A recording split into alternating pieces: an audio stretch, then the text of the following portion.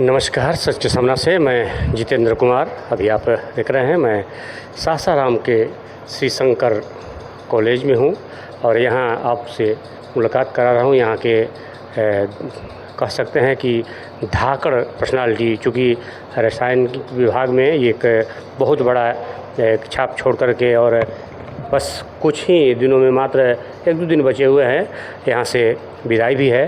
तो पहले तो बहुत बहुत धन्यवाद आपको भी। क्या कहेंगे, अब चूँकि आपका विदाई समारोह भी जो है नज़दीक है।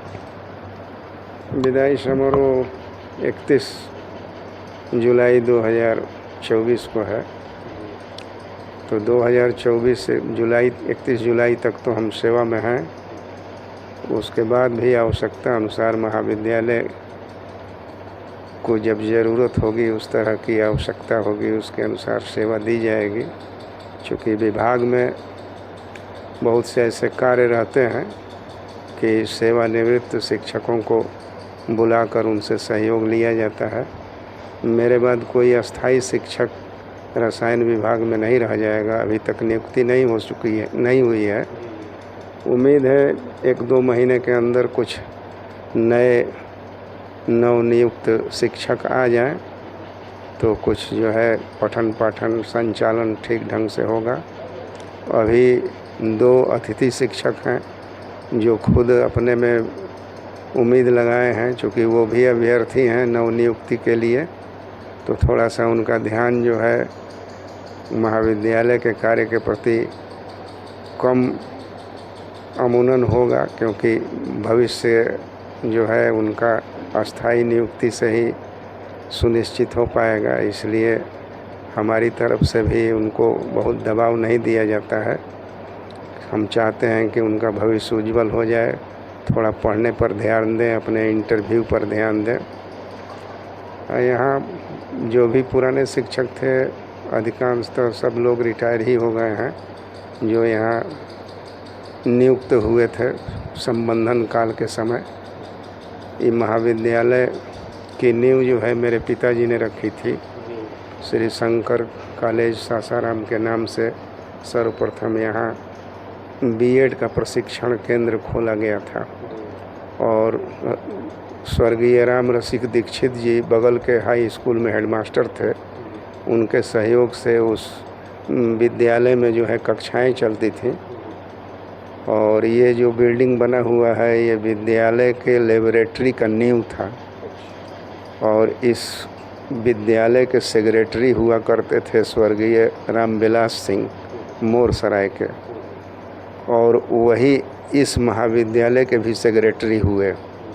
और उनके द्वारा और कमेटी के द्वारा ये लेबोरेटरी वाला हिस्सा और ज़मीन महाविद्यालय के नाम डोनेट किया गया, स्थानांतरित किया गया। तब जो है महाविद्यालय के संबंधन के लिए मगध विश्वविद्यालय के 90,000 रुपये जमा किए गए थे। उस समय हमको याद है, चूँकि हमारे ही घर पर गिना गया था। और उस पैसे में इस रोहतास जिला ही नहीं, इस पूरे बिहार से कोई एक नया चंदा नहीं लिया गया था। वो सारा पैसा जो है बीएड के छात्रों के डोनेशन का था, जो 350 रुपया प्रति छात्र दिए थे।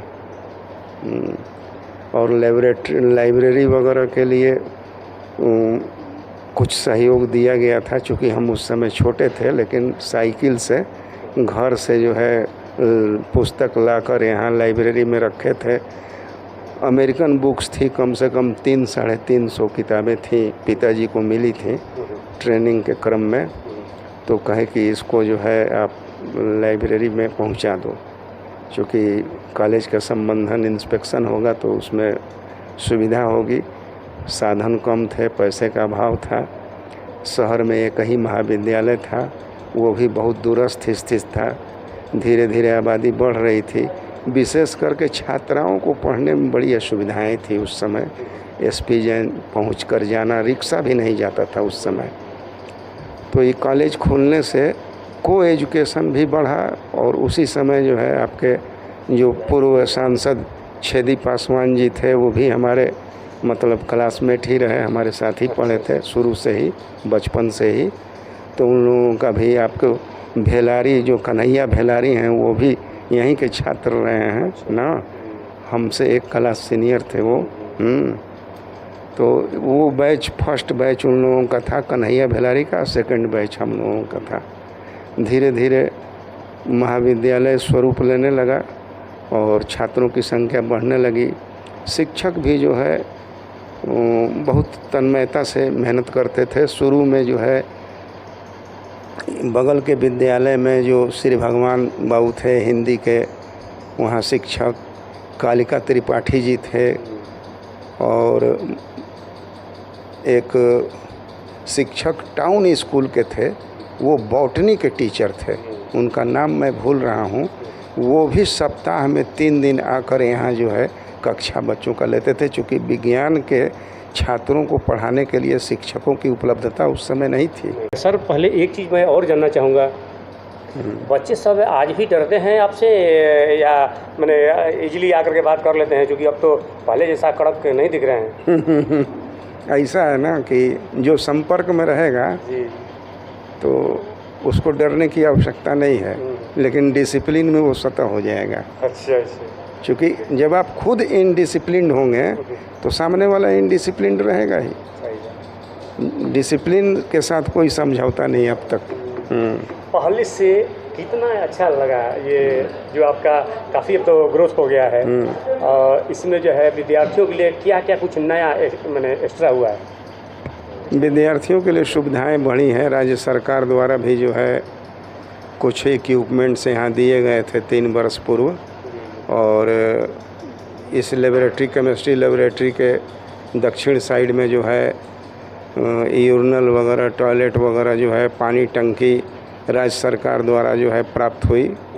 और कैंपस के अंदर जो है यहाँ पानी की बहुत बड़ी समस्या थी, बहुत दूर से पानी लाना पड़ता था और बहुत ही खारा पानी रहता था। तो संजीव श्याम सिंह जो आपके एमएलसी रहे, पूर्व एमएलसी हैं, उनके रीजन में जो है यहाँ बोरिंग कराकर जो है सुविधा दी है। कुछ बेंच डेस्क भी दिए। बेंच डेस्क का भी अभाव रहता था। जब परीक्षा सेंटर पड़ता था तो संख्या बच्चों की ज़्यादा रहती थी, तो उस परिस्थिति में डीओ वगैरह से परमिशन लेके दूसरे देहाती क्षेत्र के महाविद्यालय से ट्रैक्टर द्वारा बेंच डेस्क ढोया जाता था, फिर पहुंचाया जाता था।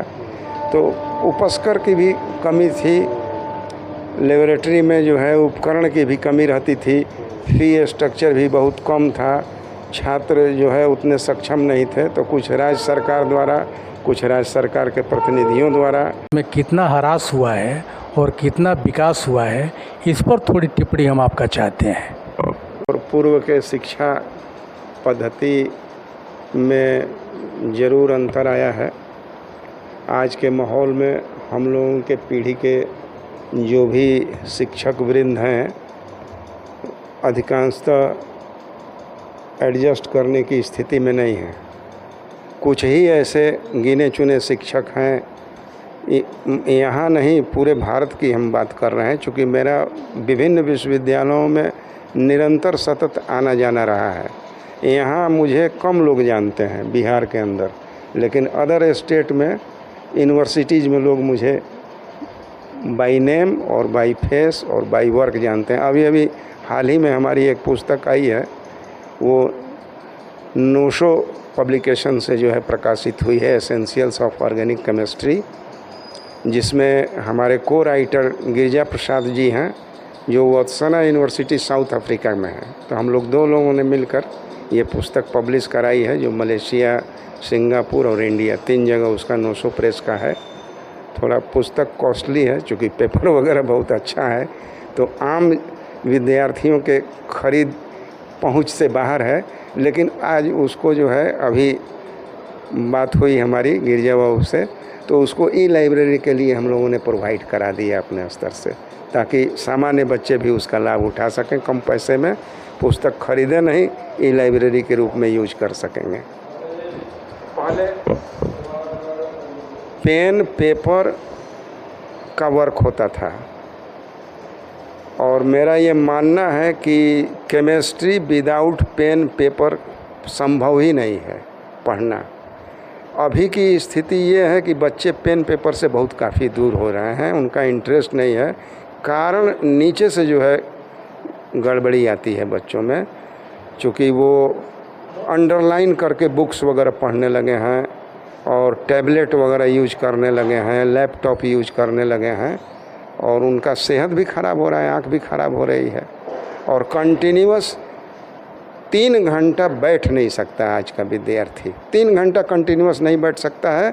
आपके सामने जो आदमी बैठा है, शाम को 5 बजे से लेकर 6 बजे के बीच में लकड़ी के कुर्सी छोटे टेबल पर बैठता था और सुबह 6 बजे उसको छोड़ता था। अगर उसके पहले छोड़ दिया तो गाल में थप्पड़ बजता था। और ये कोई ऊपर से प्रेशर नहीं था, ये सेल्फ डिसीजन था 4 स्टूडेंट का कि जो भी छोड़ देगा तो उसको जो है चाटा मारना है। हाँ, उतने पीरियड में 3 बार चाय मिलती थी, सबका टर्म होता था, एक आदमी उठता था, स्टोव जलाता था, चाय बनाता था, सबके टेबल पर 1 कप देता था। जब दूसरे की बारी आती थी, टाइम फिक्स था, तो सबका कप प्लेट उठा के धोता था, चाय बनाता था, फिर वो देता था। टर्म बना हुआ था। आज 6 घंटा 8 घंटा अगर लगातार बैठ जाए विद्यार्थी, और जो भी वर्क हो रिटन, जो भी पढ़ना है लिख लिख कर पढ़ना है, तो जब लिख लिख कर पढ़ेंगे, रद्दी कागज़ के यूज करने के लिए हम लोग पंसारी के दुकान से कॉपी के पीछे जो बचा हुआ पेज रहता था उसको फाड़ कर तौलवा कर उस पर लिखते थे। चूँकि कागज़ महंगा था, उतना संभव नहीं था, सीमित पैसे मिलते थे, उसी में सब काम करना पड़ता था। लेकिन जुनून था। हाँ, सभी बच्चों में जुनून रहता था। संख्या सीमित रहती थी पढ़ने वालों की। आज पढ़ने वालों की संख्या अधिक हुई है, लेकिन पढ़ने वाले उसमें बहुत कम हो गए हैं। अधिकांश जो है वो स्कॉलरशिप और विभिन्न तरह के सरकारी योजनाओं के आकर्षण को ध्यान में रखकर जो है नामांकन ले रहे हैं, और कोई विशेष रुचि नहीं है, या एक फैशन हो गया है कि हम पढ़ेंगे तभी ज्ञानी कहलाएंगे। जबकि ज्ञान सिर्फ नामांकन ले लेने से नहीं होगा। जो नामांकन नहीं लिया है वह भी ज्ञानी हो सकता है, किसी भी क्षेत्र का विशेषज्ञ भी हो सकता है। लेकिन अभी देहात स्तर तक भी जो है, ग्रामीण से ग्रामीण अंचल में भी वही परिपाटी है। औरतें जो है आती हैं छोटे छोटे बच्चों को लेकर और कहती हैं कि हमको जो है इसको पढ़ाना है। विद्यालय वगैरह जो भी कॉन्वेंट स्कूल है, प्राइवेट स्कूल है, उसमें वो पढ़ाना चाहती हैं।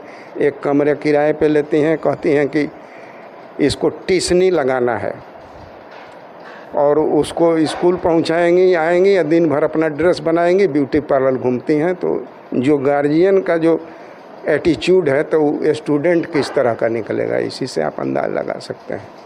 यही माने मैक्सिमम है। गांव वाला सासाराम शहर में आ रहा है, सासाराम शहर वाला पटना बनारस जा रहा है, पटना बनारस वाला जो है दिल्ली, बॉम्बे, हावड़ा और बेंगलोर जा रहा है।